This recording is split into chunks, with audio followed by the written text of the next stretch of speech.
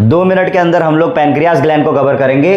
Pancreas एक हेटेरोक्राइन gland है क्योंकि इसके अंदर एंडोक्राइन पार्ट होता है और एक्सोक्राइन पार्ट होता है। एक्सोक्राइन पार्ट का मतलब होता है इसके पास डक्ट होती हैं। डक्ट वाली ग्लैंड जो है उसको हम लोग बोलते हैं एसिनर ग्लैंड, और वो एंजाइम प्रोड्यूस करता है खाने को डाइजेस्ट करने के लिए।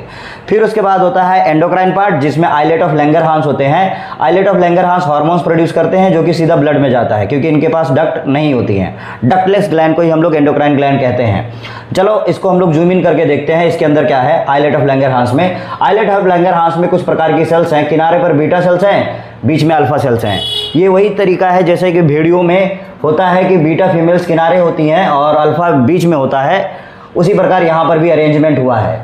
अल्फा सेल बीटा सेल के अलावा डेल्टा सेल भी यहाँ पर हैं। हम अभी देखेंगे अल्फा सेल क्या प्रोड्यूस करती हैं। तो ज़रा देखो, अल्फा सेल प्रोड्यूस कर रही हैं ग्लूकागॉन हार्मोन।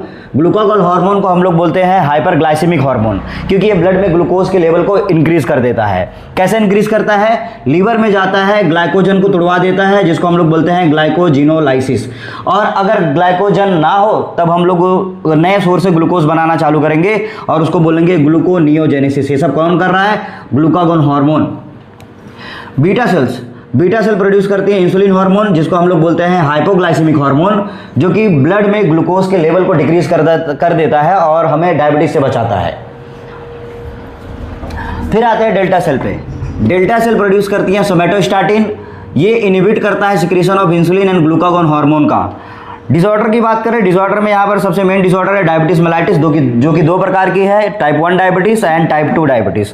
टाइप 1 डायबिटीज में क्या होता है कि लेस प्रोडक्शन ऑफ इंसुलिन होने के कारण डायबिटीज हो जाती है और जनरली ये चिल्ड्रन में देखा जाता है।